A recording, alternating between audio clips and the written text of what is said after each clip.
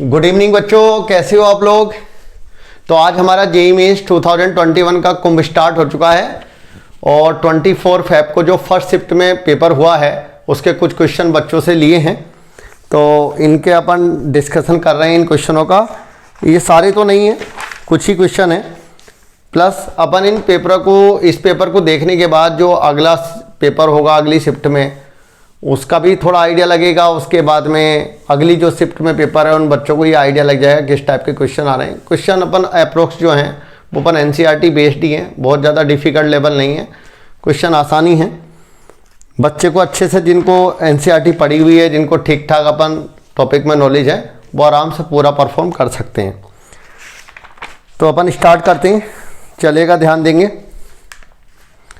First one question which ये question जो है अपन डिफरेंट हो सकते हैं, मतलब अलग अलग कोड में अलग अलग सीरियल नंबर में हो सकते हैं। तो मैं जैसे जैसे रैंडमली अपन अवेलेबल हैं उनको अपन ले रहा हूँ। फर्स्ट वन क्वेश्चन है विच ऑफ द फॉलोइंग है पॉजिटिव इलेक्ट्रोड पोटेंशियल। कुछ अपन एलिमेंट दिए हुए हैं, विच ऑफ द फॉलोइंग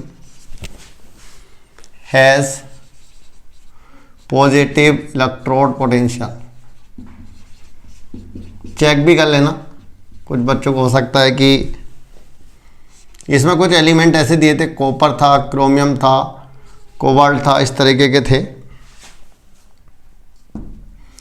और आयरन था।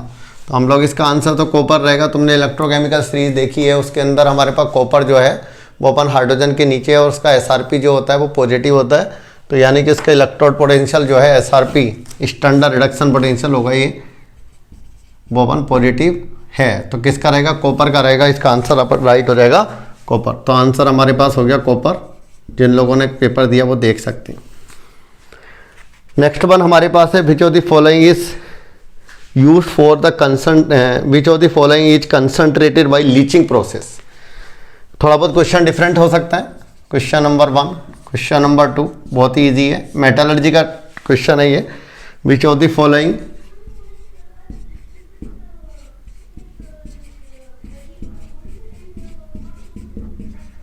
Is concentrated by leaching process. Option है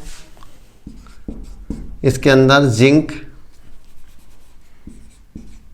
सिल्वर में Ag2S,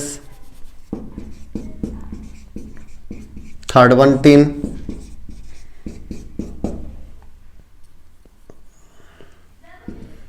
और डी ऑप्शन अननोन है, मुझे पता नहीं, तो बी ऑप्शन हो जाएगा इसका।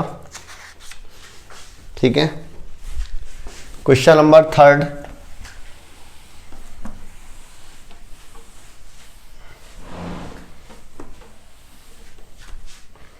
सिल्वर, गोल्ड, एल्यूमिनियम, इनके लिए हम लोग लीचिंग प्रोसेस को यूज करते हैं।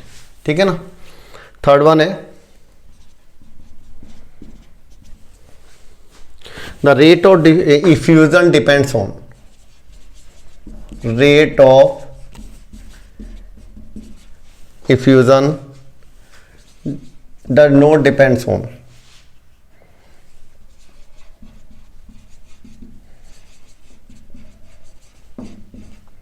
हाँ, इसमें ऑप्शन दिए हुए थे number of moles per unit volume,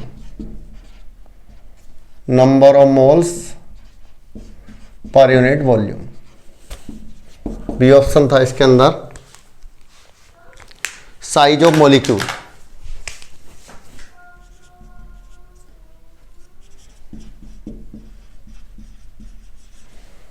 C option था area of cross section of orifice, area of cross section of orifice. ठीक है। डी ऑप्शन था average molecular speed.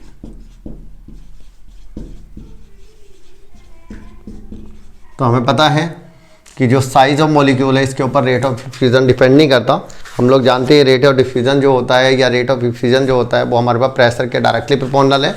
Molar mass के स्क्वायर रूट के इन्वर्सली प्रोपोर्शनल है, area of cross section के directly proportional है, बाकी फैक्टर हम लोग इसी के साथ रिलेट कर सकते हैं। तो ये क्वेश्चन था, इसका राइट आंसर हमारे पास में है साइज ऑफ मॉलिक्यूल, जिस पे अपन रेट ऑफ डिफ्यूजन डिपेंड नहीं करेगा। क्वेश्चन नंबर 4 दिया हुआ था,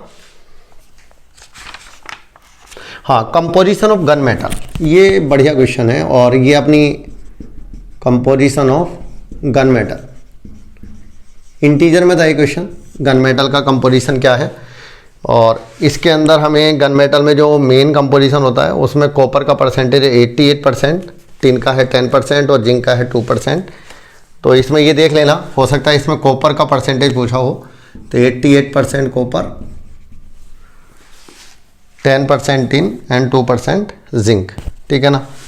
तो 88% कॉपर, शायद इसमें कंपोजिशन ऑफ गन मेटल में यही पूछ रहा था वो कि अपन पे कॉपर का कितना परसेंट है, ठीक है ना। चाहे तो पूरा ही अपन नोट कर सकते हैं, 10% tin and 2% zinc. Next one है हमारे पास the coordination number of BCC, शायद ये भी इंटीजर में ही होगा, coordination number of body centered cubic structure. तो इसका राइट आंसर हमारे पास ऑप्शन में दिया हुआ है, देखना ऑप्शन में था शायद ये क्वेश्चन, या फिर इंटीजर होगा, एक बार चेक कर लेना। तो इसका राइट आंसर तो हमें पता है कि बी, बीसीसी में अपन कोऑर्डिनेशन नंबर जो है BCC unit cell.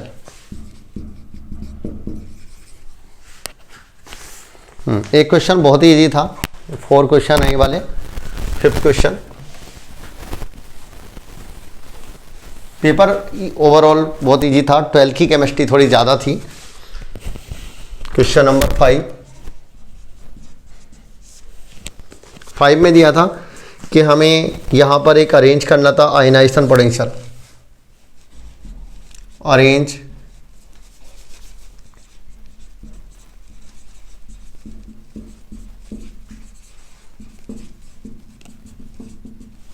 Increasing order of ionization enthalpy.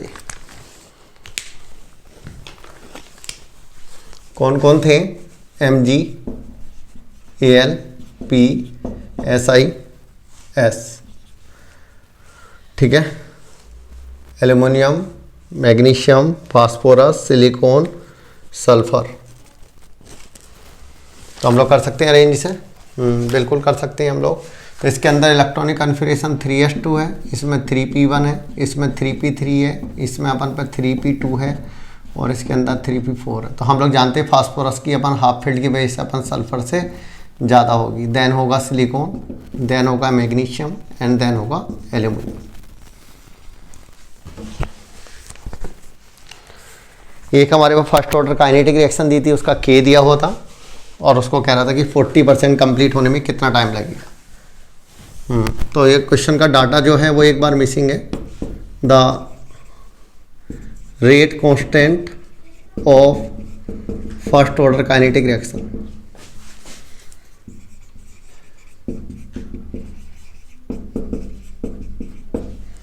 Value exactly पता नहीं है, ये सही भी है नहीं है। 3.33 into 10⁵ second inverse. Find the time taken, find the time taken by the reaction to be completed by 40%। तो आसानी है, टाइम निकालना है हमें 2.303 ओवर K की वैल्यू ये वाली रख देंगे हम लोग, log A/0. 40% कंप्लीट होगा तो 60% रह जाएगा, 0.6। क्वेश्चन नंबर 7,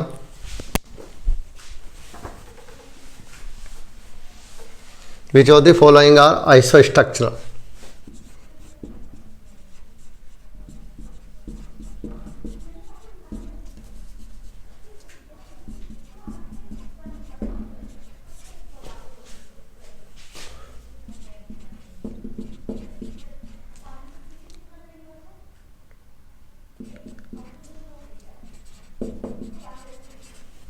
ऑप्शन दिए हुए थे, sulphate, chromate, boron trifluoride, bromine trifluoride, NH3 और BrF3, इस तरह के ऑप्शन थे। डी वाला नहीं पता है, तो ये हो जाएगा। ये भी sp3 है, ये भी sp3, क्रोमेट दोनों ही sp3 है, टेट्राइडल रहेगा। सल्फेट और क्रोमेट दोनों में sp3 हाइब्रिडाइजेशन होगा। 8th question, the equilibrium constant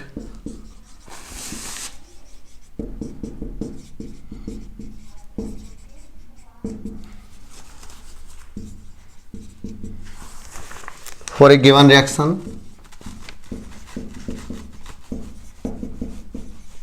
at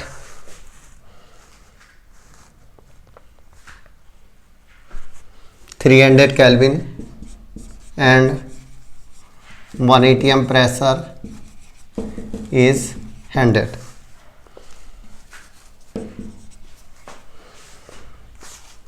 Find the value of delta G naught at this pressure. At this temperature and pressure. और इसकी वैल्यू को इस तरीके से रिप्रेजेंट करना था, -XR। तो x की वैल्यू पूछ रहा था, बहुत ही आसान है। तो डेल्टा G नॉट बराबर हम लोगों को दे रखा था -2.303 RT log K। R की वैल्यू रख दो, R तो रखना ही नहीं, R तो चाहिए हमें, T रख दो और log 100 की पावर 2 10 की पावर 2 सोल्व कर लेंगे इस वैल्यू को। और ये वैल्यू जो आगे वाला नंबर है, ये वैल्यू तो 10 तो 1 हो जाएगा और 2 आगे आ जाएगा, तो ये वैल्यू आ गई -2.303 इंटू 600 R। तो यही हो गया x। तो x बराबर हो गया हमारे पास 1381.8।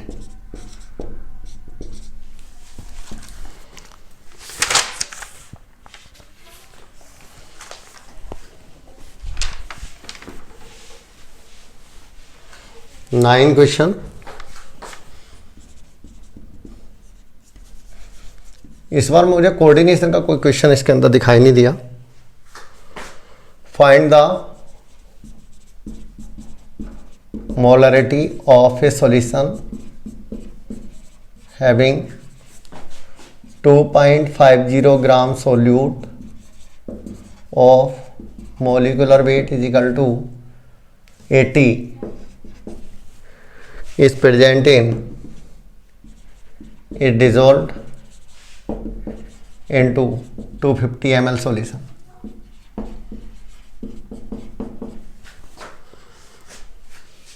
तो हम लोग कर सकते हैं मोलरिटी, बिल्कुल बहुत ही आसान थे यार सारे।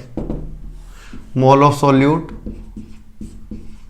Upon volume of solution in litre, solve कर लेंगे हम लोग। तो ये वैल्यू कितनी आएगी हमारे पास,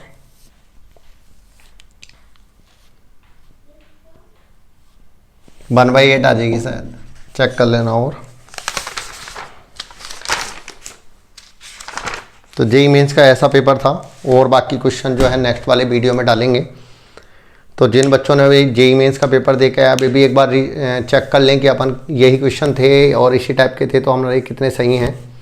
और जिन बच्चों का अभी कल और परसों जिस भी शिफ्ट में पेपर है, वो लोग भी पेपर का लेवल देख लें। वैसे पेपर का लेवल तो इजी है, और फिर भी अगर कोई टॉपिक ऐसा लग रहा है कि यार मेरा ये टॉपिक अभी पूरा अच्छे से प्रिपेयर नहीं है, तो वो उसे देख लें, थोड़ा बहुत हल्का फुल्का, ज़्यादा नहीं अभी, क्योंकि बहुत ज़्यादा अपन को वर्क नहीं करना है। अगर कोई लग रहा है कि कोई छोटा मोटा टॉपिक ऐसा है कि जो अपन देख सकते हैं, जिसको हम लोग रिवाइज कर सकते हैं, तो उससे देखें। चैनल को सब्सक्राइब जरूर करें, सेव के चौहान SKC सर। तो यूट्यूब चैनल को सब्सक्राइब जरूर करें, सेव के चौहान SKC सर। चलिए मिलते हैं हम लोग नेक्स्ट वाले वीडियो में, और एंजॉय करें हम लोग, बढ़िया से पढ़ाई करें और मन लगा करके तैयारी करते रहें। चलिए, थैंक यू बेटा, ओके बाय।